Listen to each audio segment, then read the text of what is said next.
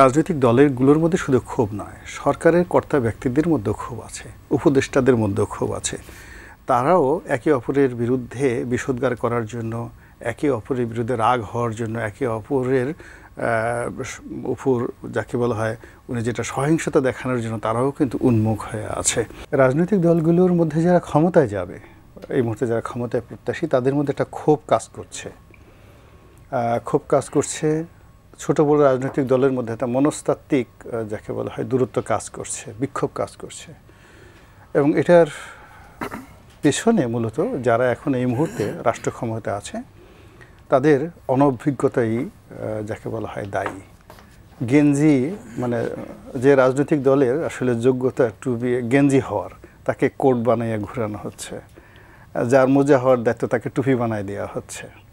ফলে কি হলো কি, ওখানে বসে অনেকগুলো ক্ষোভ বিক্ষোভ তৈরি হচ্ছে।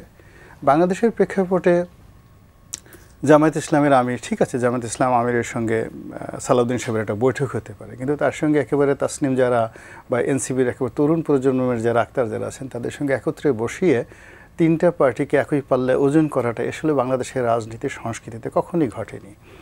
আমাদের দেশের রাজনীতিতে ছোট হোক বড় হোক, একটা রাজনৈতিক দলের যারা ধরেন একসময় কমরেড মোহনী সিং ছিলেন, তো তাকে কিন্তু ওভাবেই মূল্যায়ন করা হতো। ইভেন গোলাম আজম সাহেব ছিলেন, তাকে কিন্তু ওইভাবেই আমাদের এই সমাজ রাষ্ট্র মূল্যায়ন করেছে। রাশেদ খান মেনন কিংবা হাসানুল্লাহ কিনু রাজনৈতিক দল কখনোই বড় ছিল না, কিন্তু আমাদের এই সমাজ তাদেরকে ওইভাবে সম্মান করেছে।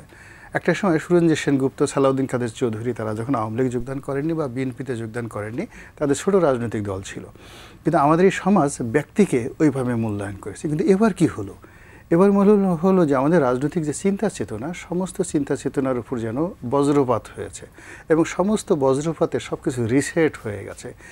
এখানে রাজা যেভাবে চাচ্ছেন ওভাবেই একজন মানুষ মূল্যায়িত হচ্ছে। এর ফলে কি হলো, উনি যেটা বলেছেন রাজনৈতিক দলগুলোর মধ্যে অনেক ক্ষোভ বিক্ষোভ। আমার তো ভয় হচ্ছিল যে ওই যে কমিটিটা হয় ঐক্যমতের কমিশনের কমিটি, ওখানে বসে মারামারি না লেগে যায়, ওখানে হাতাহাতি না লেগে যায়। এবং এখন পর্যন্ত সৌহার্দ্যপূর্ণ পরিবেশ দেখেছি। হ্যাঁ, অত্যন্ত সৌহার্দ্যপূর্ণ। এর কারণ হলো ওখানে ভালো ভালো খাবার ছিল, অনেক সুন্দর সুন্দর খাবার ছিল। এই কারণে সামনে খাবার থাকার কারণে আর আগেও খেয়েছে পরেও খেয়েছে। আর মাঝে মধ্যে ফাঁকে ফাঁকে তারা গিয়ে যখন গলা শুকিয়ে যেত, ওখানে আমি জানি না কী কী খাবার প্রিন্স ভাই বলতে পারেন, পোলাও, কুরমা, কালিয়া কোপ্তা, সেরাটন, সোনার আগে অনেক ভালো ভালো খাবার হয়তো ছিল, কেননা এটা শাহী খাবার, শাহী মেহমান, রাজকীয় খাবার। রাজার খাবার তো প্রজার মতো হয় না, তো এই কারণে হয়তো ওখানে কিছু হয়নি। কিন্তু ওখানে যদি গরম থাকতো, আবহাওয়া যদি উত্তপ্ত থাকতো, প্লাস্টিকের চেয়ার থাকতো, আপনি দেখতেন এটা সর্বনাশ, কয়জনের নাকের বদনা যে কীভাবে ভেঙে গেছে তা নিয়ে রীতিমতো মহাকাব্য রচিত হতো। কিন্তু মাহবুব সাহেবের যে কথাটা উনি বলেননি, রাজনৈতিক দলগুলোর মধ্যে শুধু ক্ষোভ নয়, সরকারের কর্তা ব্যক্তিদের মধ্যেও ক্ষোভ আছে, উপদেষ্টাদের মধ্যেও ক্ষোভ আছে।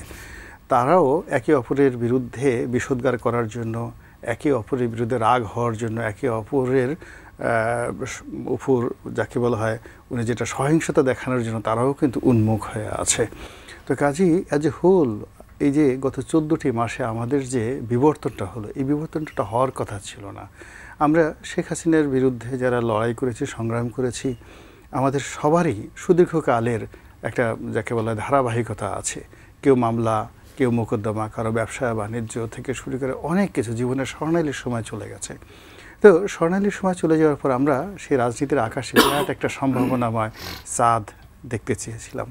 এবং যখন ডক্টর মোহাম্মদ ইউনূস এলেন, ওনার মুখটাকে আমরা একটা পূর্ণিমার চাঁদ মনে করেছি, যে এই চাঁদ আর কখনো এখানে কোনো কলঙ্ক হবে না। এখন দেখা গেল সেই চাঁদের দিকে চেয়ে থাকতে থাকতে আমরা কখন চাতক পাখির মতো সব কিছু হারিয়ে ফেলেছি। এখন নির্বাচন হবে কি হবে না, সংস্কার হবে কি হবে না, জুলাই সনদের স্বাক্ষর এটাকে যে করা হলো, এটা কি কেবলমাত্র একটা ফর্মালিটিস নাকি এটার কোনো আইনগত ভিত্তি আছে, এটা কি নাটক না এর কোনো রাজনৈতিক গুরুত্ব রয়েছে, আগে কি আমাদের দেশে গণভোট হবে নাকি পিআর পদ্ধতির নির্বাচন হবে, এই সমস্ত যে বিষয়গুলো নিয়ে আলাপ আলোচনা হচ্ছে, তার সঙ্গে সঙ্গে সেনা কর্মকর্তাদের বিচার, সেই বিচারে কেন প্রিজন ভ্যানে করে আনা হলো এবং সেটা এসি হলো, সব মিলিয়ে এলোমেলো হয়ে গেছে।